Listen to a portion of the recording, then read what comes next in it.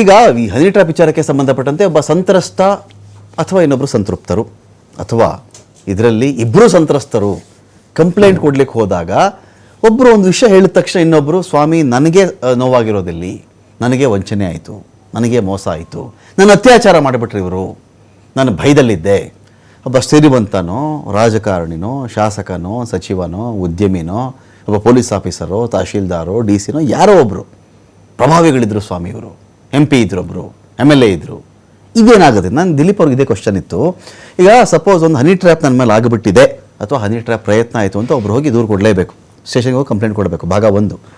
ಆಯಿತು, ಯಾರು ಅಂತ ಕೇಳಿದ ತಕ್ಷಣ ಆ ಮಹಿಳೆ ಓಡಿ ಬಂದು ಸ್ವಾಮಿ ನನಗಿಂತಿಂತ ಆಮಿಷ ಬಿಟ್ಟಿದ್ರು, ನನ್ನ ಮೇಲೆ ಅವತ್ತು ಬಲಾತ್ಕಾರ ಆಗಿಬಿಡ್ತು, ನೋಡಿದ್ರೆ ನನಗೆ ಏನನ್ನ ಹೇಳಿದ್ರೆ ನೀನು ಮುಗಿಸ್ಬಿಡ್ತೀನಿ, ನಂದು ಸ್ಟ್ರೆಂತ್ ಜಾಸ್ತಿ ಇದೆ, ತಂಡ ಜಾಸ್ತಿ ಇದೆ ಅಂತ ಹೇಳಿದಾಗ ಯಾವ ಕಂಪ್ಲೇಂಟ್ ಸ್ಟ್ಯಾಂಡ್ ಆಗುತ್ತೆ ಅಲ್ಲಿ ಅಂತ ನೋಡಿ. ಇವಾಗ ಹನಿ ಟ್ರಾಪ್ಗೆ ಕೆಲವೊಂದು ಫೌಂಡೇಶನ್ ಅಂತ ಇರುತ್ತೆ.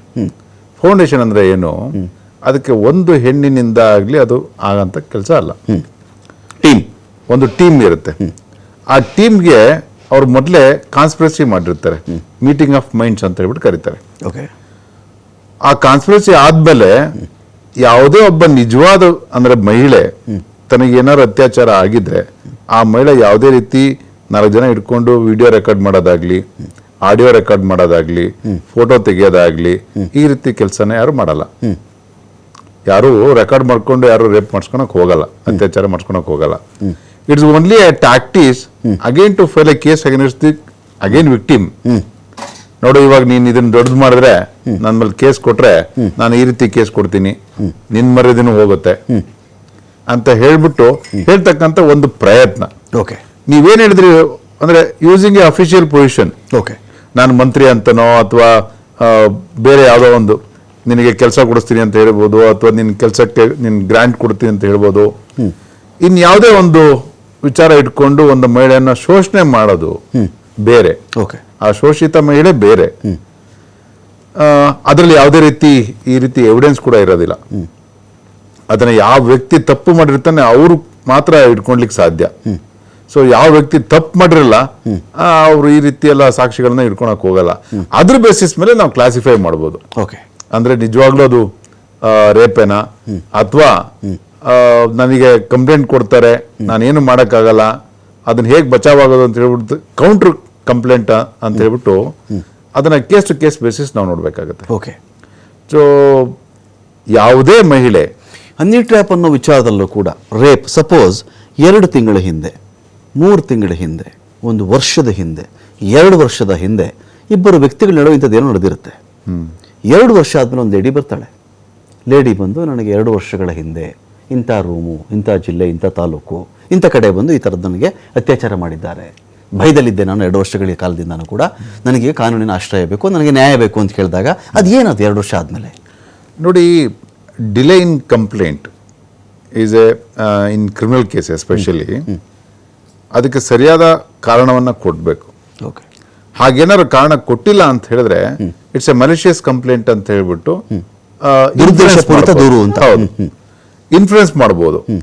ಸೊ ಅಂತ ಸಂದರ್ಭದಲ್ಲಿ ಏನಾಗುತ್ತೆ, ಬೇಲ್ ತಗೊಳ್ಲಿಕ್ಕೆ ಕೂಡ ಈಸಿ ಆಗುತ್ತೆ, ತನಿಖೆ ಮಾಡ್ಲಿಕ್ಕೆ ತುಂಬಾ ಕಷ್ಟ ಆಗುತ್ತೆ. 2 ವರ್ಷದ ಹಿಂದೆ ಒಂದು ಜಾಗದಲ್ಲಿ ಏನಾರೊಂದು ಆಗಿತ್ತು ಅಂತ ಹೇಳಿದ್ರೆ ತನಿಖಾ ಏಜೆನ್ಸಿಗೂ ಕೂಡ ಅದನ್ನು ತುಂಬಾ ಕಷ್ಟ ಆಗುತ್ತೆ. ಹಾಗಾಗಿ ಅದರ ಸ್ಯಾಂಕ್ಟಿಟಿ ಹೋಗುತ್ತೆ, ಆ ಅಪರಾಧದ ಸ್ಯಾಂಕ್ಟಿಟಿ ಹೋಗ್ಬಿಡುತ್ತೆ ಡಿಲೇ ಇಂದ. ಓಕೆ. ಒಬ್ಬ ವ್ಯಕ್ತಿ ಡಿಪ್ರೆಷನ್ ಅಂತ ಹೇಳಿದ್ರೆ, ನಾನು ಈ ರೀತಿ ಆಘಾತ ಆಯ್ತು, ಡಿಪ್ರೆಷನ್ಗೆ ಹೋದೆ, ಹಾಗಾದ್ರೆ ಊಟ ಮಾಡಲ್ವಾ, ತಿಂಡಿ ಮಾಡಲ್ಲ, ಮೇಕಪ್ ಹಾಕೋಣಲ್ವಾ, ಹೊರಗಡೆ ಹೋಗಲ್ವಾ, ಸಂಬಂಧಿ ಜೊತೆ ಮಾತಾಡಲ್ವಾ? ಸೊ ಈ reason actual depression is different. Okay. And projecting as a depression is a different. So ನಿಜವಾದ ಅಪರಾಧಗಳು ಯಾವುದೇ ಆಗಿರಲಿ ಮ್ಯಾಕ್ಸಿಮಮ್ 1 day 2 days 3 days ಟೈಮಲ್ಲೇ ಕೂಡ ಗೊತ್ತಾಗೋಗ್ಬಿಡುತ್ತೆ. ಓಕೆ. ಸೊ ಯಾವುದೂ ಕೂಡ 1 ತಿಂಗಳು 2 ತಿಂಗಳು 6 ತಿಂಗಳು ಹೆದರ್ಸಿದ್ರು, ಗನ್ ಪಾಯಿಂಟ್ ಅಲ್ಲಿ ಇಟ್ಟಿದ್ರು, ನಾನು ಆಚೆ ಓಡಾಡೋದು ಎಷ್ಟು ದಿನ ಇಡ್ಬೋದು, ಚಾಕು ತೋರಿಸೋರು, 4-5 ಜನ ನಿಗಾ ಇಟ್ಟಿದ್ರು ನನ್ನ ಮೇಲೆ. ಇವಾಗ್ಲೂ ಕೂಡ ಅದೇ ಇರುತ್ತಲ್ವಾ, ಒಬ್ಬ ವ್ಯಕ್ತಿ ಅವತ್ತು ನಿಗಾ ಇಟ್ಟಿದ್ರೆ ಇವತ್ತು ನಿಗಾ ಇಟ್ಟಿದ್ರೆ. ಆತ್ಮೀಯರ ಬಳಿ ಹೇಳ್ಕೊಂಡ ಸ್ವಲ್ಪ ಜನ ಧೈರ್ಯ ತುಂಬಿದ್ರು ನನಗೆ, ನಾವಿದ್ದೀವಿ ನಡಿ ಅಂದ್ರು, ನ್ಯಾಯ ಕೊಡಿಸ್ತೀವಿ ನಡಿ ಅಂದ್ರು ನನಗೆ, ಸಂಘ ಸಂಸ್ಥೆಗಳ ಮುಂದೆ ಬಂದ್ವು. ಹೌದು, ಒಂದು ರೀಸನಬಲ್ ಟೈಮ್ ಅಂತ ಹೇಳ್ಬಿಟ್ಟು ಇರುತ್ತೆ. ಓಕೆ. ಸೊ 1 ತಿಂಗಳೊಳಗಡೆ ಈ ಥರ ಎಲ್ಲ ಆಗಿದ್ರೆ ಅಥವಾ 1.5 ತಿಂಗಳೊಳಗಡೆ ಈ ಥರ ಆಗಿದ್ರೆ ಓಕೆ ನಾವು ನಂಬೋದು. ಯಾವ ಸಂಘ ಸಂಸ್ಥೆಗಳು ಬಂದಿದ್ರು, ಯಾವ ಸ್ನೇಹಿತ ಬಂದಿದ್ರು, ನಿಮಗೆ ಯಾವ ರೀತಿ ಸಾಂತ್ವನ ಮಾಡಿದ್ರು, ಯಾವಾಗ ಮಾಡಿದ್ರು, ಏನ್ ಭರವಸೆ ಕೊಟ್ರು, ನೀವು ಯಾರಿಗೆ ವ್ಯಕ್ತಿಗೆ ಹೇಳಿದ್ರಿ, ಅವ್ರು ಏನಾದ್ರು ಒಂದು ದೂರು ಕೊಡ್ಲಿಕ್ಕೆ ಪ್ರಯತ್ನ ಪಟ್ರ ಅಂತ. ಓಕೆ. ಯಾಕಂದ್ರೆ ಕ್ರಿಮಿನಲ್ ಅಫೆನ್ಸಲ್ಲಿ ದೂರು ಯಾರು ಬೇಕಾದ್ರೂ ಕೊಡ್ಬೋದು, ಇವರೇ ಕೊಡ್ಬೇಕಂತ ಏನಿಲ್ಲ. ಸೊ ಹಾಗಾಗಿ ಆ ಥರ ಫ್ಯಾಕ್ಟ್ಸ್ ಅಂದ್ರೆ ಒಂದೊಂದು ಕೇಸ್ ಮೇಲೆ ಹೋಗುತ್ತೆ. ಓಕೆ. ಸೊ ಸಿಂಪಲ್ ಹೋಗಿ ನಿಮ್ಗೆ ಇಲ್ಲ ಇವ್ರು ನನಗೆ ಅತ್ಯಾಚಾರ ಮಾಡಿದ್ರು, ಅದನ್ನ ಇವಾಗ ಇವ್ರು ನನ್ನ ಮೇಲೆ ಸುಳ್ಳು ದೂರು ಕೊಡ್ತಾ ಇದಾರೆ, ನೀವು ಅವ್ರ ಮೇಲೆ ಕೇಸ್ ರಿಜಿಸ್ಟರ್ ಮಾಡಿ ಅಂತ ಹೇಳ್ಬಿಟ್ಟು ಹಲವಾರು ನಮ್ಮ ರಾಜ್ಯದ ರಾಜಕಾರಣಿಗಳ ಮೇಲೆ ಇಂತಹ ದೂರು ಕೇಳಿಪಟ್ಟಿದ್ದೀವಿ, ನೋಡಿದ್ದೀವಿ. ಅದ್ರ ರಿಸಲ್ಟ್ ಕೂಡ ನಿಮಗೆ ಗೊತ್ತಿದೆ. ಓಕೆ. ಅಂದ್ರೆ ಯಾವಾಗ ಮಾಧ್ಯಮದಲ್ಲಿ ಈ ರೀತಿ ಕೆಲವೊಂದು ಚಿತ್ರಗಳು ಓಡಾಡ್ಲಿಕ್ಕೆ ಶುರುವಾಯಿತು ಅಂತ ಸಂದರ್ಭದಲ್ಲಿ ಜೀವಭಯದಿಂದ ಕೊಟ್ಟಿರ್ತಕ್ಕಂಥದ್ದು ಸಾಧ್ಯತೆ.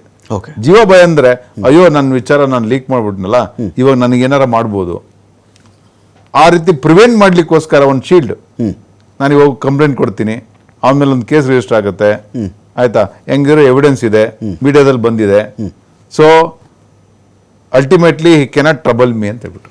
ಫೈನ್. ಈಗ ಒಬ್ಬ ವ್ಯಕ್ತಿ ಹನಿ ಟ್ರ್ಯಾಪ್ಗೆ ಒಳಗಾಗಿದ್ದಾನೆ ಅಂತ ಭಾವಿಸೋಣ.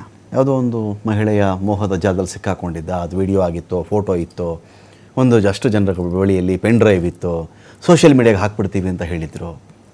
ಆ ಒಂದು ಗುಂಪಿನಲ್ಲಿ ಒಬ್ಬರೋ ಇಬ್ಬರೋ ಆ ಮನುಷ್ಯನನ್ನು ಕಾಂಟ್ಯಾಕ್ಟ್ ಮಾಡ್ತಾರೆ. ಆ ಲೇಡಿನೂ ಆಗಿರಬಹುದು, ಲೇಡಿ ಅಲ್ಲದೆ ಆ ಲೇಡಿ ಪರವಾಗಿನ ತಂಡ ಕೂಡ ಆಗಿರಬಹುದು. ಆಗ ಬಂದು ನನಗೆ 1 ಕೋಟಿ ಕೊಡಿ, 2 ಕೋಟಿ ಕೊಡಿ, 5 ಕೋಟಿ ಕೊಡಿ, ಅಥವಾ ಈ ವಿಷಯದ ಬಗ್ಗೆ ಎಲ್ಲೂ ಮಾತಾಡ್ದಂಗೆ ಬಾಯಿ ಮುಚ್ಕೊಂಡಿರಿ, ಇಷ್ಟು ಮಾಡಿದಾಗ ಕಾನೂನಡಿಯಲ್ಲಿ ಇದು ಯಾವ ಥರ ಕೇಸ್ ಆಗುತ್ತೆ?